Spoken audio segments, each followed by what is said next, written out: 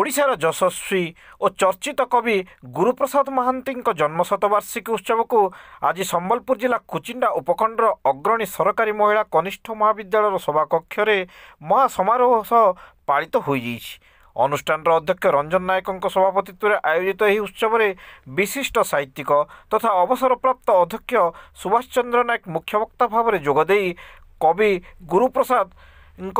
बहु असंख्य पुस्तक रचना करथिले एवं प्राच्य और पाश्चात्यर सम्मिश्रण से लिखिथिबा प्रभावशाली लेखापाई जुगस्रष्टा सदृश स्मरणीय बोली निज वक्तव्य कहिथिले। से तांको वक्तव्य रे कवि रचित कवितारे थिबा चित्र चित्रकल्प और मिथ गुड़िक उपस्थापन करथिले। उत्सव में सम्मानित अतिथि भाव में वरिष्ठ वकिल और साहित्यिक हृदानंद शर्मा, शिक्षाविद और कवि चतुर्भुज साहू, नारी कवि रजनी पटेल, रेवती नायक, अवसरप्राप्त प्रधान शिक्षक बसंत चौधरी, हेमंत कुमार पुरसेट, प्रमोद कुमार नायक, बनमाली नामदेव, विश्वनाथ साहू, सरोज कुमार सेनापति, सामाजिक कर्मी पद्मिनी बांकरा प्रमुख जोगदे स्वरचित कविता माध्यम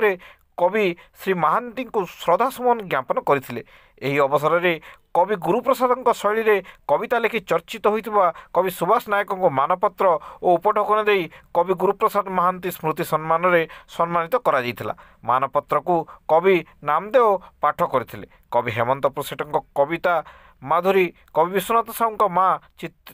चैत्रेश्वरी और अन्य एक संकलन विष्णु दूरभाष नंबर को अतिथिगण शुभ उन्मोचन करथिले। प्रारंभ में अड़ुआ अध्यापक उदय चंद्र पाणिग्राही स्वागत भाषण सह अतिथि परिचय और विषय प्रवेश करथिले। द्वितीय अधिवेशन में अर्धशताधिक कवि कविता को रजनी पटेल, उदय पाणिग्राही और सुश्री पद्मिनी बांकरा संयोजना करथिबा बेले शेष में रसायन विभाग अध्यापक गुरुजन खुंटिया धन्यवाद अर्पण करथिले। मोर जीवन में मो 29 पुस्तक प्रणेता एवं 30 नंबर बही हेबा पई जाउची माने से बही ना हैला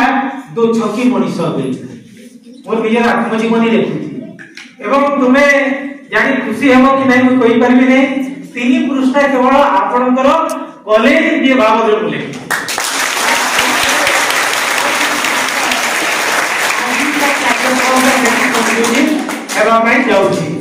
कारण मोर मन में अफसोस रही कुचिंडा सबनियर सब शिक्षानुष्ठान को मोर जीवन सुयोग पाइछि किंतु अड्डाबान प्लस 2 कॉलेज को केबे जाई पारि नै। आ जे दिन हमर ओडिया सर मते फोन करले मो सेही बात ताकू मोदे कहि पकैथिली मो अपेक्षा करथिली आपनकर निमंत्रण कारण गुटे मात्र बाकी थिला एवं सेही गुटे अनुष्ठान हरे मन काटिला 2 थर 3 थर 4 थर जाय माने आमंत्रण होई तेणु तम मान को माने मध्य धन्यवाद न दे कृतज्ञता न जणे रही पारे एवं जदि मो एते स्नेह तुम अनुष्ठान जदि पाइ न थांती ताहेले मोर त माने से आत्मजीवनी पुस्तकटा बोधे पूर्णांग लागि न थांता कारण गुटे सबरिया सब अनुष्ठान को जाईची गुटे अनुष्ठान रही जेले पूर्णांग होई न था त आजी मानो अपमान पथरे जहार टाणी पारे नहीं दीवार मानो अपमान पथरे जहार टाणी पारे नहीं दीवार गंतव्य पथरे पहुंचीबार तो अटो शेष इच्छा ताहार अवहेलित चरित्र संता लेखाई हो उज्जीवित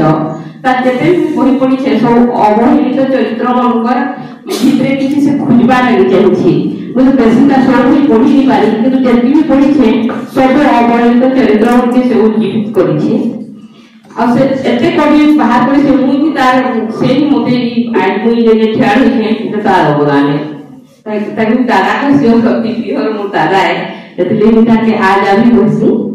अवहेलित चरित्र संता लेखाई हुए जीवित नारी शक्ति को जे जागृत करे लेखारे ता अनवरत समाज सेवारे जीवन जहार उत्सर्गित सदा सर्वदा समाज सेवारे जीवन जहार उत्सर्गित सदा सर्वदा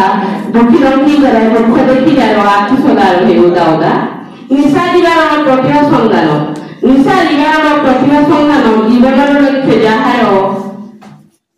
दीर्घजीवी जीवन कहार एथिकी कामना आमर एथिकी कामना आमर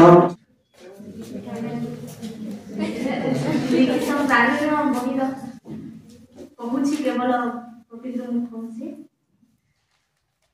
हाथ को शक्ति मांगिली जे प्रभु मोर बाहुरे भरी देले दरज ପେଟକୁ ମୁଠିଏ ଭାତ ମାଗିଲି ଯେବେ ଧରିଦେଲେ ଅଧା ହାର ପାଇଁ କନ୍ଦା ଏବଂ ଫୁଲ। ଆଖିକୁ ଜ୍ୟୋତି ମାଗିଲି ଯେବେ ପ୍ରଭୁ ଭରିଦେଲେ ଆଖିରେ ସୁନ୍ଦର ଚଷମା। ଦେହକୁ ସଚେତ ରଖିବା ପାଇଁ ପ୍ରାର୍ଥନା କରିଲି ଯେବେ ପ୍ରଭୁ କରିଦେଲେ ମୋତେ ଚର୍ବିମୟ। ରକ୍ତଦାନରେ ଶପଥ ନେଲି ଯେବେ ସ୍ୱାସ୍ଥ୍ୟ ହେଲା ଦୁର୍ବଳ ଏବଂ ରକ୍ତ ମଧୁମୟ। ପ୍ରଭୁ ହେ ଏବେ ମାଗୁନାହିଁ କିଛି ନାମ ହବା କାମ, କହୁଛି କେବଳ ତୋଲି ନେଇଯା ମୋତେ ତୁମରି କୋଳକୁ ଏବଂ ଲହ ହବା ଫିଙ୍ଗ ଦେଲି ଆଖି।